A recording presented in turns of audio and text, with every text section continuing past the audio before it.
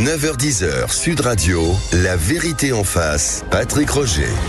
La vérité en face, on va parler de Trump, Musk dans un instant parce que vous avez vu, Trump, il veut supprimer carrément le ministère de l'Éducation nationale. Alors c'est pas tout à fait la même chose dans l'organisation aux États-Unis, mais tout de même nous allons en parler dans un instant avec Gérald Olivier, journaliste franco-américain qui sera avec nous, Jules Laurence, rédacteur en chef de Frontières, et Alex Darmon de la chaîne YouTube des Indécis. Comme chaque vendredi, c'est notre débat. Bonjour à tous les deux. On va y revenir. On va revenir aussi sur Crépol. Mais on va continuer sur les auditeurs qui ont la parole, Radio Libre, bien sûr, dans la vérité en face sur Sud Radio, parce qu'il y a beaucoup de sujets qui vous font réagir, et notamment, combien coûte d'élever un enfant en France, en Europe. C'est double étude là en Belgique et puis en Grande-Bretagne, évidemment, aux environs 250 000 euros sur 15 ans. Grosso modo, ça représente 800 euros, 1000 euros par mois. Ça coûte cher, effectivement, de faire des enfants et de les élever. William, on sait quelque chose du côté de Brive, est avec nous. Bonjour William. Oui, bonjour, comment allez-vous ? Très bien. Vous avez entendu donc ce que disait Maxime Trouleau tout à l'heure. Vous avez fait le calcul, vous avez un ado, je crois, hein ? Ouais, j'ai un fils de 12 ans. Heureusement, j'étais assis quand j'ai entendu la somme. Ouais. Ça m'a évité de basculer en arrière et d'offrir un engagement à l'armée pour mon fils pour ses 12 ans. mais non, la somme c'est bien évidemment pareil conséquente, mais quand vous détaillez, ça va vite, hein. Mais ça va très vite parce que déjà tout va dépendre du premier choix que vous faites, notamment par rapport à la scolarité et quel système vous allez choisir. Aujourd'hui, moi j'ai fait le choix, j'habite dans une ville à Brive, donc il y a bien évidemment des établissements publics et privés, donc on sait que l'investissement financier n'est pas le même. En revanche, moi j'ai fait ce choix de faire certains sacrifices pour pouvoir offrir à mon fils une scolarité donc dans le privé, puisque c'est ce qu'il connaît depuis plusieurs années et ce qu'il fonctionne. Donc je suis parti dans l'idée d'être capable d'assumer cela et très honnêtement, à aucun moment j'ai eu des soucis au moment de régler la partie, de régler la facture enseignement parce que je suis convaincu que ça fonctionne. Oui, mais est-ce que vous avez fait les comptes là ? Combien ça vous coûte par mois, globalement ? Alors, moi je suis passé à 800 euros, non. Là, on n'y est pas, parce que j'habite aussi dans une petite ville, donc il y a des choses qui coûtent moins cher. Alors, notamment... Oui, c'est vrai, William. Non, mais je comprends, effectivement, ça coûte moins cher. Sauf que il faut tout additionner, bien sûr, les vêtements, la nourriture, les abonnements, les abonnements, le sport, etc. Et puis, quand il a 12 ans, ça va. Mais quand c'est petit, ça coûte assez cher parce qu'il y a les garderies et il n'y a pas des crèches partout. Ouais. Et quand ça commence à faire les études, ça peut être très cher. Tout dépend où on va, quoi. Bien sûr, plus les voyages, etc. C'est ça. Tout augmente avec les années. Et il y a une offre aujourd'hui pour les enfants en termes de perspectives scolaires universitaires qui est énorme. Ouais. Les parents aujourd'hui, je me rends compte qu'on ne va pas forcément rester dans une petite ville. Demain, notre vie active, nous, peut nous amener à Paris, ce qui fait que sans le vouloir, les dépenses vont augmenter. Bien sûr. Il faut une chambre supplémentaire et le prix du mètre carré, c'est cher. Tiens, je vais faire réagir. Ils sont avec moi. Restez avec nous, William. Mais Jules, Laurence et Alex Darmon, qui sont de jeunes journalistes. Quand vous entendez ça et vous vous dites parce qu'il y en a beaucoup qui se posent la question, est-ce qu'on va faire des enfants ? Parce que non seulement, alors il y a l'avenir de la planète, etc., bien sûr, notre environnement, mais il y a aussi le coût, quoi. Jules Laurence. Bon, moi, Patrick, vous avez remarqué, je suis pas vieux pour les enfants, mais moi, je tiens quand même à dire que je suis assez déprimé par le prisme qu'on a aujourd'hui en Europe, c'est-à-dire la façon dont on voit les enfants, qui sont aujourd'hui les deux façons de les voir, c'est à la fois en fait par le prisme économique, c'est-à-dire que ça va coûter cher, ça va être compliqué, ce qui est une réalité, qu'il ne faut pas le nier, ce qui est une réalité, mais on le voit que comme ça, ou alors en disant on n'a pas d'avenir, on n'a pas d'avenir en Europe, on n'a pas d'avenir dans le monde, donc ça sert à rien de faire des enfants, il faut pas le faire. C'est les deux seules façons dont on présente aujourd'hui les enfants, la maternité, c'est toujours désavantageux, c'est toujours coûteux, il n'y a pas de mise en avant du bonheur en fait d'être avec des enfants, en fait oui il y a un aspect matériel, un coût financier, mais derrière qu'est-ce que c'est la perpétuation de l'humanité, c'est quand même la condition sine qua non de la vie, c'est ce qu'on devrait dire avant tout. tout. Même si je comprends, il y a des réalités matérielles. Oui. Alex Darmon? Non, mais alors, je ne dirais pas avec autant d'enthousiasme, mais oui, c'est vrai. C'est vrai que c'est toujours assez négatif ce qu'on entend sur le fait de devoir faire des familles. Quand le président de la République, il y a quelques mois, a parlé de réarmement. Bah oui, non, mais il n'a que ça à la bouche, voilà, Emmanuel Macron, réarmement. Exactement. Tout le monde lui était tombé dessus. Bon, en réalité, c'est vrai que on est, je crois, en France, l'un des pays qui faisant le moins d'enfants en ce moment, en Europe et dans le monde. Et c'est vrai que c'est un peu dommageable parce que c'est quand même la vie, en quelque sorte la vie de faire des enfants. Ouais, c'est vrai. Mais bon, quand même, il faut avoir cette réalité en face. C'est sûr qu'il faut avoir quand on voit qu'après, il n'y en a pas forcément, donc pouvoir d'achat. Alors, ça dépend, comme William, quand on est dans des villes moyennes comme Brive où on peut limiter en fait ses dépenses ou avoir de la famille tout près, William, non, pour garder parfois aussi les enfants, non? Ah, c'est évident, c'est un choix. Nous sommes restés à Brive parce que nous on a la famille à Limoges qui a 1 heure de route. Donc je peux même pas imaginer la famille qui va devoir rajouter 2 heures d'études le soir à 6,50 € de l'heure, plus la nounou qualifiée parce qu'on peut pas non plus laisser les enfants à n'importe qui pour rajouter 20 € de l'heure. Moi aujourd'hui je mesure aussi la chance quand même que j'ai d'être dans ce type de ville. Voilà, aussi pour le sport on est à 7 minutes en voiture. On est le collège, on est à 5 minutes à pied. Le matin, départ 7h52, à 57, on est au collège. Bon, donc, tout le monde va aller habiter à Brive. Non, mais là où il y a un confort de vie incroyable. Ah oui, non, sur cette partie-là, vraiment, on ne peut que mesurer la chance que l'on a sur cette organisation et sur les conséquences, sur les finances. Et on passe plus de temps avec l'enfant. Donc ça peut être rebondir sur le discours de votre collaborateur. On est sur le plaisir, là, le temps de partager des choses. Donc c'est extrêmement important, mais on ne le maîtrise pas. Peut-être que la vie active va nous amener sur une grosse ville. Et là, tout sera différent. Financièrement et aussi humainement dans la relation qu'on peut avoir avec l'enfant. Et l'un des grands changements qui pousse les gens à faire moins d'enfants, c'est aussi l'éloignement géographique avec les grands-parents. C'est-à-dire que cet éloignement géographique qui faisait que les grands-parents avant gardaient facilement les enfants, aujourd'hui on se retrouve à avoir des solutions avec les nounous. Tiens, puisqu'on parle aussi d'école, merci William. Je vous en prie, belle journée à vous. Merci, bonne journée à vous du côté de Brive. Le MeToo des écoles, à travers l'affaire Betarab, c'est ce que l'on dit, il y a une parole qui se libère, notamment sur les écoles un peu plus privées, catholiques, etc. Ça prend de l'ampleur. Témoignage de Brigitte, qui est avec nous au 0826 300 300 de hier en région parisienne. Bonjour Brigitte. Bonjour Monsieur Roger, bonjour à vos auditeurs. Appelez-moi Patrick. Voilà. Oui, allez-y. Oui, en fait, le témoignage que je voulais surtout apporter, c'est que il faut pas jeter le bébé avec l'eau du bain. Non. Toutes les écoles catholiques, loin s'en faut, n'ont pas connu ce type d'horreur. Par contre, ce qui est bien d'un point de vue de la justice, c'est que les gens parlent. Il faut aussi que justice soit rendue, que les victimes soient entendues et que ceux qui ont commis ces actes qui sont ignobles puissent être sanctionnés. Après, faudrait pas que ça soit non plus le champ du cygne pour les écoles privées catholiques. Moi, mes enfants ont fait toute leur scolarité dans les écoles catholiques, que ça soit au collège Sainte-Marie à Melun, que ça soit à Cesson, à l'école Saint-Paul ou au Lazariste à Lyon, et ils ont jamais eu ce type de problème, loin s'en faut. Une éducation avec des valeurs, avec un niveau scolaire qui est excellent. Ils ont jamais connu de harcèlement scolaire au sein de leurs écoles. Donc voilà. Après, ce qui s'est passé à Betarab, c'est une ignominie, il faut le dire, et c'est bien que la parole se libère, comme à l'époque elle s'est libérée avec les prêtres catholiques. C'est pas tous les prêtres catholiques qui sont pédophiles, mais ceux qui ont commis ces actes doivent absolument être sanctionnés. Et en ça, je trouve que quelque part, c'est bien que la parole se libère, parce qu'à un moment donné, il faut que ça s'arrête. Et c'est bien aussi parce que peut-être que d'autres personnes qui ont subi des actes ignobles partout ailleurs, et peu importe que ce soit dans une école catholique ou ailleurs, un hôpital ou je ne sais quoi, puissent en parler et sachent que leur parole sera entendue et qu'on pourra leur rendre justice. Et je pense que ce qu'on peut en retenir, c'est ça. Complètement.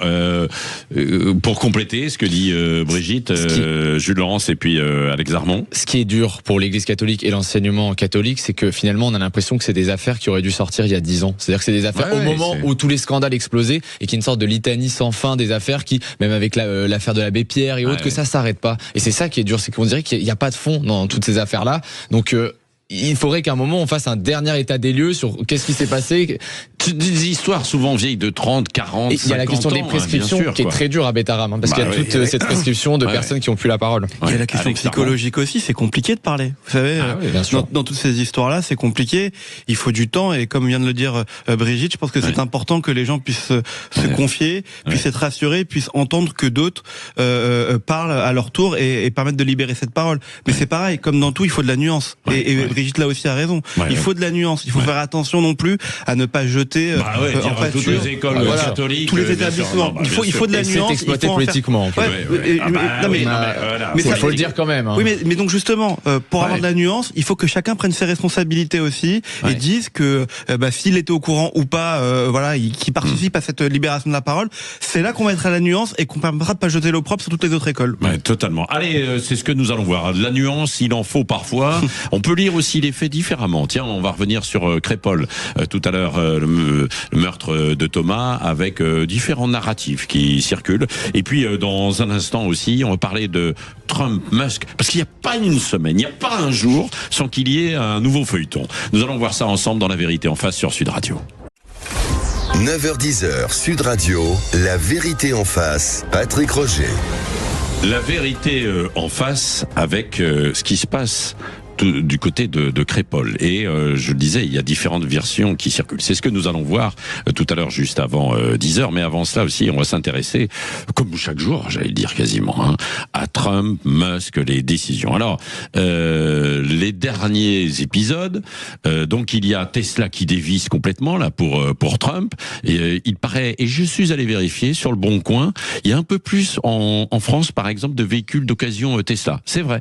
Après, c'est pas une flambée comme certains l'annoncent, etc., qui veulent absolument descendre aussi en flammes Tesla et Musk, mais c'est vrai que c'est en train de bouger. Et puis donc, Donald Trump, qui hier a signé le décret qui vise à fermer le plus rapidement le ministère de l'Éducation nationale. Jules Laurence, rédacteur en chef de Frontières, et Alex Darmon, journaliste politique de la chaîne YouTube Les Uns et d'ici, vont commenter dans un instant. Et Gérald Olivier, qui est avec nous aussi, journaliste franco-américain, qui a écrit notamment L'Amérique et l'État profond, Cover-up, là, aux éditions Confident. Bonjour Gérald Olivier. Bonjour. Merci d'être avec nous. Vous nous aviez prévenu que ça allait tanguer quand même un petit peu avec Trump. Là, il continue. C'est quoi cette décision, par exemple, de fermer le plus rapidement possible le ministère de l'Éducation ? C'est une provocation, ou alors il laissait entendre dans sa campagne, donc il va jusqu'au bout de ses promesses ? Non ? Oui, absolument. Il l'avait dit dans la campagne. En fait, il faut rappeler deux choses. La première, c'est que normalement l'enseignement aux États-Unis est le droit réservé des États, de chaque État. C'est pas une fonction fédérale. Ensuite, le département de l'éducation, il n'existe que depuis 1979. C'est pas très vieux. Il n'a pas toujours été là. C'est Jimmy Carter qui l'avait créé à l'époque. Et il n'a pas du tout, je dirais, l'importance ou la taille du département, du ministère de l'Éducation que l'on peut connaître en France. C'est pas, il n'est pas aussi important que ça. Non, Donald Trump constate que les résultats scolaires aux États-Unis sont déplorables, et il constate que les États-Unis dépensent plus par écolier que n'importe quel autre pays au monde. Donc il se dit, il y a quelque chose qui ne va pas. Si on dépense plus et qu'on a des résultats moins bons, c'est qu'on ne travaille pas de la bonne façon. Donc on va en essayer une autre. Le problème qu'il a, c'est que c'est pas une décision qui lui revient, malheureusement. Non, parce c'est-à-dire qu'il peut oui, c'est ça. Ça sera décidé par. Ça doit passer par le Congrès. Par le Congrès, quoi. Donc lui, il signe le décret, puis après on verra, quoi. Et après, alors apparemment, il a a priori un congrès favorable, mais pour l'instant, le Congrès est occupé à essayer de passer une loi pour que ces coupes d'impôts soient maintenues. Donc, il s'occupera de cela après. Mais je dirais que c'était prévu, et ça rentre dans son approche générale. Il faut diminuer la taille du gouvernement, il faut rendre du pouvoir aux États. Donc, on est parfaitement dans la logique de Trump. Et de la tronçonneuse d'un certain Milei, en fait, en Argentine. Mot de commentaire, et on va continuer avec vous, Gérald Olivier, Alex Darmon et Jules Laurence. Oui, mais en fait, il l'avait dit effectivement pendant sa campagne, et là, il s'applique à faire au maximum les choses qu'il avait annoncées durant sa campagne. Donc, il y a rien de surprenant. Maintenant, il va falloir voir dans le temps si ça peut durer et si ça peut tenir. Voilà. Donc, Jules Laurence. Après, il y a aussi, donc là, il y a la question du coût, il y a la question de la philosophie politique, effectivement, que c'est pas à l'État d'éduquer tous les Américains, mais aussi la question, vous savez, aussi la droite conservatrice américaine qui n'avait pas envie de voir financer tout ce qui était les courants woke, les courants justement, et qui n'a pas envie d'avoir ça dans les programmes. Donc en fait, c'est pour ça qu'ils veulent relocaliser au niveau des États, parce qu'ils estiment que justement, il y a trop de wokisme qui est financé par le ministère de l'Éducation actuellement. Après, c'est un pays décentralisé normalement, les États-Unis. Alors oui, c'est ce que dit. Et d'autres part, je sais pas si vous avez vu l'image quand même de la signature de ce décret hier. À la Maison Blanche de Donald Trump. Sur l'image, oui. L'image, elle est incroyable quand même. Oui. Parce que, décrivez. Il finit un décret dans une salle de la Maison Blanche, qui est, on m'arrête si je me trompe, mais qui est un peu redécoré en salle de classe, quoi. Donc c'est quand même, il y a aussi beaucoup de symboles chez Donald Trump. Vous voyez, il veut tout centraliser, mais en parlant et en montrant des images. Gérald Olivier, il aime la mise en scène quand même et le décorum, oui. Et les symboles, quoi. Et il se débrouille très bien parce que c'est le feuilleton favori des Américains pour l'instant. Tous les jours à 15h, Donald Trump signe un décret en direct à la télévision. C'est retransmis par Fox News et quelques autres chaînes qui sont plutôt défavorables à Trump, mais elles les retransmettent quand même devant les journalistes. Il répond de manière impromptue à toutes les questions qu'on peut lui poser à ce moment-là. Donc pendant 1 heure, on a l'interview quotidienne du président des États-Unis. Aucun président n'a jamais fait ça avant lui. C'était les interventions, c'était 1 fois par semaine, c'était à la radio, c'était préparé. Là, c'est totalement, je dirais, c'est à la fois planifié et improvisé, parce que le scénario général, il est connu, le décor est connu, mais les questions ne sont pas communiquées à l'avance, et c'est comme ça qu'il gère le pays. Alors il faut aussi comprendre que on en est au 59e jour ou au 60e aujourd'hui, ça fait à peine 2 mois, mais avec le programme de réforme qu'il a, il doit aller très vite. Il ne peut pas se permettre de ralentir. Les juges vont chercher à ralentir, que ce soit sur l'éducation ou sur d'autres sujets. Donc vous allez voir pendant encore 40 jours, jusqu'à la fin des premiers 100 jours, là, la grande date symbole, on va avoir des décrets tous les jours et le genre d'informations que vous traitez régulièrement, parce que ça n'arrête pas de bouger aux États-Unis. C'est vrai. Et bon, et les démocrates, je voyais le leader des démocrates au Sénat qui dénonce un coup de force tyrannique, qui dit c'est une décision horrible, l'une des mesures les plus destructrices et dévastatrices jamais prises par un président. Il pousse un peu ou alors il a raison Non, ça veut rien dire. Non, mais ça ne veut absolument rien dire, parce que le constat est indéniable, si vous voulez. L'enseignement, pour en revenir au département de l'éducation, l'enseignement scolaire aux États-Unis, il est déplorable. Il est déplorable dans le contenu, il est déplorable dans les résultats, il est déplorable dans la forme. Les lycées sont très confortables. Vous avez des locaux qui sont formidables parce qu'il y a énormément d'argent, mais on n'y apprend rien et on en sort relativement inculte. L'enseignement aux États-Unis commence à l'université. Si vous y arrivez, là, vous avez quelque chose. Si vous n'allez pas à l'université, mais là, ça va pas saper un petit peu tout ce qui avait été fait pour essayer, notamment sur les plus modestes, de les faire grimper, Gérald Olivier, non ? Non, au contraire, parce que l'autre question, au-delà du wokisme, c'est ce que les Américains appellent le choix scolaire, le school choice, le droit d'envoyer vos enfants dans l'école de votre choix. Et le département fédéral ralentissait cela, parce que ça favorise certaines écoles privées, certaines écoles confessionnelles, qui récoltaient de l'argent de l'État, qui vont continuer à le récolter, mais qui l'utilisent un petit peu à leur façon à eux, sans devoir passer par les syndicats, sans devoir passer par l'organisation nationale. Au contraire, ça va diversifier le choix que les parents auront quant à l'école à laquelle ils veulent envoyer leurs enfants. Alors, est-ce qu'il a raison ou est-ce qu'il a tort de faire ça, Jules Laurence, Alex Darmon, en un mot? Vous avez entendu Gérald Olivier. Clairement, les deux arguments, c'est premièrement sur le coût. Oui, en fait, qu'est-ce qu'il fait? Il enlève des subventions. Il enlève des subventions qui sont inutiles. Donc, il est clairement dans sa ligne. Il est clairement dans sa ligne. Et puis, de toute façon, c'est sur les questions même idéologiques. Il a été élu par un certain électorat évangélique qui est très puissant. Il a des tendances conservatrices qui sont très puissantes. Il dit, je ne vais pas subventionner justement des écoles qui ne marchent pas avec l'argent des Américains. Il est dans la ligne droite de ce qu'est la philosophie politique américaine, qui est l'État ne s'occupe pas de l'éducation, ce sont les gouverneurs. Ouais. Alex Darmon. Je suis d'accord, c'est pas surprenant. Et puis même plus globalement, on a vu que depuis son retour à la Maison Blanche, il s'attaque à ce sujet de la jeunesse, parce que là on parle de l'école, on pourrait parler des universités, où vous avez vu qu'il est monté en première ligne sur les étudiants qui ont manifesté lors des conflits à Gaza, en disant qu'il voulait que ça change et que ça s'arrête. C'est un virage total qui a été pris par Donald Trump sur l'éducation et sur l'enseignement supérieur. Voilà. Et c'est pas étonnant, encore une fois. Dites-moi, Gérald Olivier, qu'est-ce qui se passe pour Musk quand même là? Parce que alors là, l'action a chuté, même les actionnaires en fait voudraient le débarquer. J'ai cru comprendre de Tesla. Bon, alors vous avez vu, il y a ces reventes et ces boycotts en Europe. Je sais pas si ça ira très loin, mais qu'est-ce qui se passe? Ça va durer ça ou pas, ce feuilleton? Alors, oui, ça va durer parce que Musk a le job le plus inconfortable et le plus important. Il a été engagé comme conseiller. C'est juste un conseiller de Donald Trump. Techniquement, juridiquement parlant, constitutionnellement parlant, il n'a aucun pouvoir. Il peut simplement faire des revendications, des recommandations, mais il est le visage de la réforme. Et lui, il a commencé une réforme à la tronçonneuse, comme on dit. Maintenant, on lui demande d'avancer avec un scalpel, mais c'est lui qui est là pour débusquer à la fois les abus et les fraudes, et Dieu sait qu'il y en a dans l'administration aux États-Unis. Donc, il est devenu le bouc émissaire. Il est le visage l'homme que l'on aime détester. Alors, il y a un côté un petit peu risible à cette affaire. Le cours de Tesla a chuté. Bon, il a perdu beaucoup de milliards, mais c'est juste sur le papier. Un cours de bourse, ça peut remonter du jour au lendemain. C'est un personnage essentiel qui touche à énormément de choses, parce que c'est lui qui, il y a 3 jours ou 48 heures, a ramené les astronautes qui étaient coincés dans la station de l'espace. C'est sa fusée qui est allée les chercher, ce que l'administration précédente n'avait pas été capable de faire.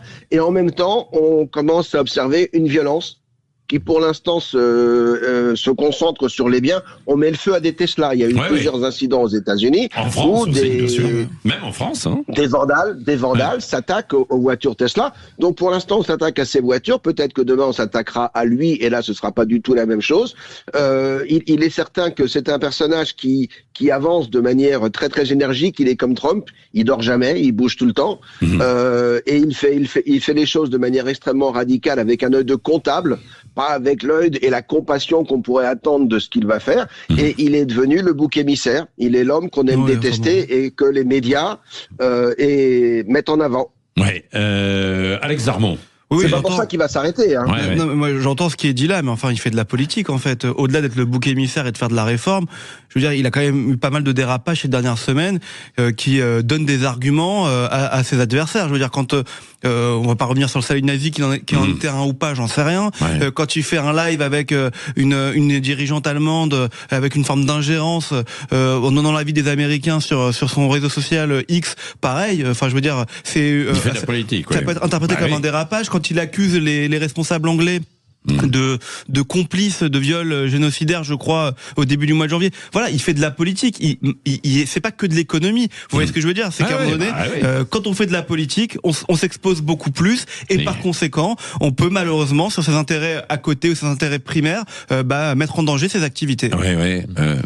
On a aujourd'hui quand même des modes opératoires là aux États-Unis qui se rapprochent, vous savez, de ce penseur qui s'appelle Andreas Malm, qui justement expliquait qu'il y a un penseur très influent au sein de l'extrême gauche qui explique qu'on peut saboter aujourd'hui tout ce sera légitime dès lors que ce sont des choses qui vont détruire la vie, qui sont relatifs au capitalisme. Et donc en fait, aujourd'hui, Elon Musk, il incarne ce capitalisme vis-à-vis de Tesla. Et donc on a aujourd'hui toute une mouvance de l'extrême gauche qui estime que c'est légitime d'aller justement abîmer, saboter les infrastructures de Tesla au motif que c'est du capitalisme. Et alors si on rajoute en plus de ça le récit qui a été fait comme quoi c'était un nazi, et ben là vous en faites un adversaire parfait pour ces antifas, pour cette mouvance ultra-gauche qui veut aujourd'hui la peau de Elon Musk. Un mot encore, Gérald Olivier. C'est vrai, mais l'ironie, c'est que la Tesla, c'est la voiture des bobos et des écolos. Ils sont tous à gauche.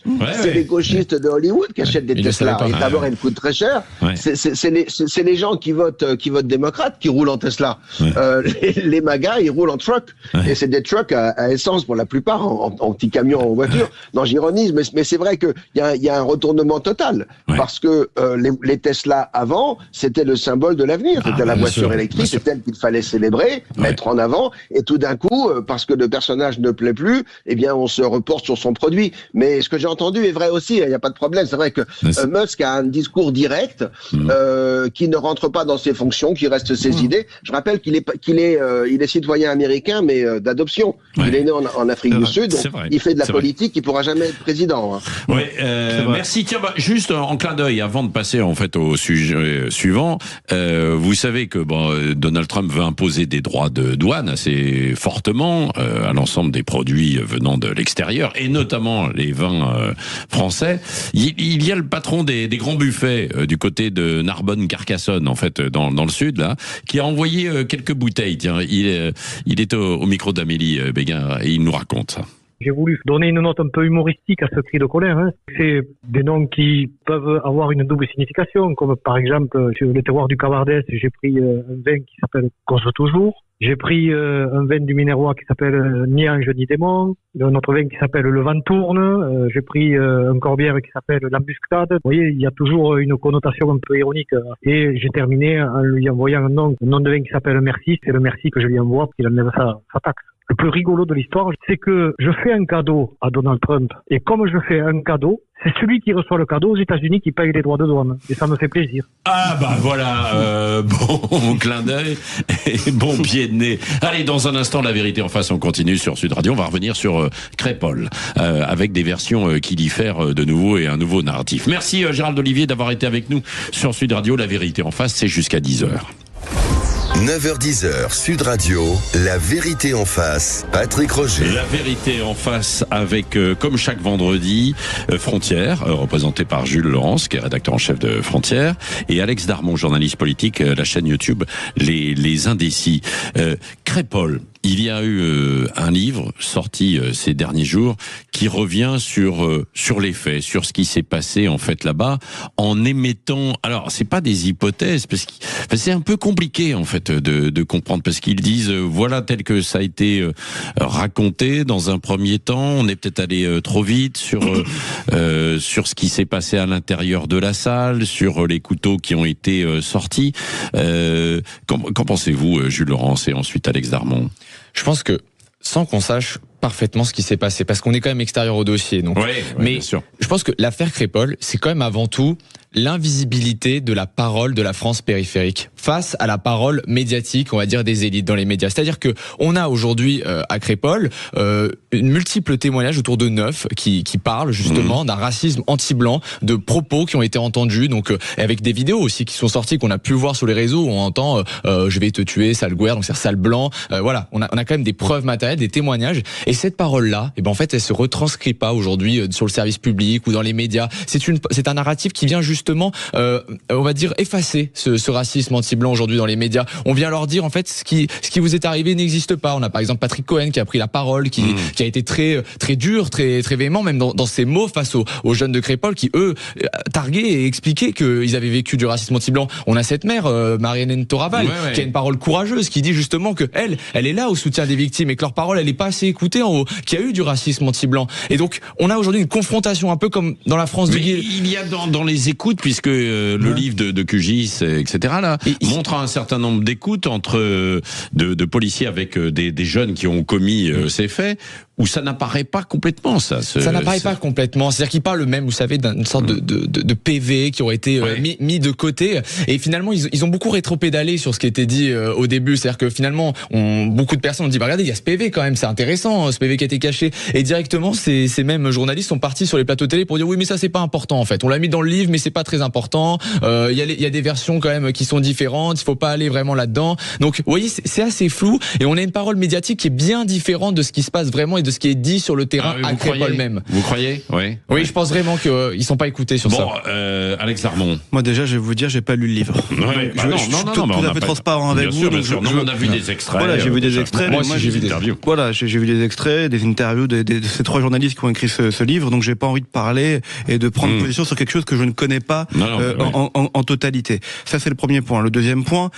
puisque Jules, vous parlez des écoutes, on sait aussi qu'il y a eu des écoutes de l'autre côté où il y a certains jeunes de Crépol, en l'occurrence pas le malheureux décédé, qui ont pris à partie ces jeunes des cités, qui en les appelant Chiquita ou des choses comme ça, on les a aussi ces enregistrements. Mais c'est comme ce que je disais tout à l'heure, il faut de la nuance. Bien évidemment. Non mais le drame, il est là. C'est qu'il y a un gamin de 16 ans qui a perdu la vie alors qu'il allait dans un bal dans sa ville, dans la Drôme, qui est une nouvelle mode qui revient, les balles. Et donc il faut comprendre et faire toute la lumière sur ce qui s'est passé. Le vrai drame, c'est qu'au bout de 16 mois, on sait toujours pas qui a donné ce coup de couteau. On le sait toujours pas parce que ses copains le protègent à côté en question au garçon. Et donc ça, c'est pas normal. Voilà. De ce côté-là. Et derrière, encore une fois, moi je pense qu'il faut faire attention. Il y a la justice dans le pays, il faut la respecter un petit peu. Et des deux côtés d'ailleurs. Ces journalistes qui ont fait le bouquin, ils vous parlent de choses qui pensent avoir dont ils pensent avoir une connaissance mais dont ils sont pas sûrs. On nous parle de vidéos qui étaient complètement sombres, on a remis de la colorométrie si j'ai bien compris sur ces vidéos, mais on voit même pas qui donne le coup de couteau. C'est tellement compliqué que c'est rajouter du malheur sur le malheur sans savoir vraiment apporter une véritable réponse. Donc il faut faire attention, sans doute qu'il y a eu du racisme anti-blanc dans cette histoire, mais sans doute qu'il y a aussi du racisme tout court. Quand je dis tout court, c'est le racisme anti-blanc d'ailleurs. Alors là il y a des certains disent que ça n'existe pas, d'autres disent que ça... Bruno Retailleau, il était au micro, il était au micro Sud Radio, le ministre de l'Intérieur, il l'a dit à Jean-Jacques Bourdin. Crépol, le meurtre de Thomas, est-ce que c'était un raid anti-blanc ? Les informations précises, je ne les ai pas, mais je sais qu'il y a aussi un racisme anti-blanc. Vous savez, le racisme, il est certainement pas l'apanage de telle ou telle couleur de peau. Voilà. Et Crépol, je m'y suis rendu d'ailleurs il y a quelques semaines et j'ai rencontré les familles. C'est terrible. Pour les familles, elles souffrent encore. Oui. Bon, donc bien sûr, mais pourquoi ça n'existerait pas? Les blancs sont pas humains. Je veux dire, bien sûr que ça existe, le racisme anti-blanc. Je reviens sur la question de la justice. Vous savez, ce qui est très dur aujourd'hui pour les jeunes de Crépol, c'est qu'ils voient aujourd'hui circuler sur les réseaux sociaux des photos, vous savez, de ceux qui sont incarcérés, les jeunes, qui se prennent en photo aujourd'hui dans les prisons, qui justement se mettent en scène avec de la drogue, avec la télévision, montrent que tout va bien, que finalement tout se passe bien en prison pour aujourd'hui. Et pour ces jeunes de Crépol, mais c'est absolument terrible. C'est absolument terrible de voir ces images-là, de justement ils se disent mais il n'y a pas de justice, et sachant que ce qui circule à Crépol, c'est que tout le monde sait qui a tué Thomas. Mais simplement, même au sein des jeunes à Monnaie, tout le monde sait qui a tué Thomas. C'est les jeunes de Monnaie. Je pense pas que tout le monde sait chez les jeunes de Crépol qui a tué Thomas. Dans les familles, il y en a qui le savent. Ils peuvent. Mais simplement, je peux pas le dire là parce que sinon on va avoir des problèmes. Il y a une justice qui doit faire son travail. Une justice qui doit faire son travail sur cette question-là. Non, mais mais par exemple, si pour montrer la puissance du récit médiatique, si jamais on inversait la situation, si jamais des jeunes de Crépol étaient allés à Romans-sur-Isère, par exemple en plein Ramadan, était allé justement et qu'il s'était passé un incident pareil, était arrivé avec des couteaux, avait tué un jeune qui faisait le Ramadan au sein de, je sais pas, d'une salle de fête, qu'est-ce qui se serait passé dans le récit médiatique? On aurait dit que c'était une descente tout de suite, que c'était justement un crime organisé et autres. On aurait eu toute une autre parole médiatique. Aujourd'hui, cette parole des jeunes de Crépol, elle a été invisibilisée encore une fois. Moi, je suis pas d'accord sur le fait qu'elle a été invisibilisée. Elle a peut-être pas encore été entendue complètement, écoutée complètement, mais on peut pas dire qu'elle a été invisibilisée. La preuve en est, on a mis sur un plateau qui vient vous dire qu'effectivement il y a une part de racisme. Moi-même et vous-même, Jules, sur ce plateau, on dit qu'il y a du racisme anti-blanc. C'est pas invisibilisé.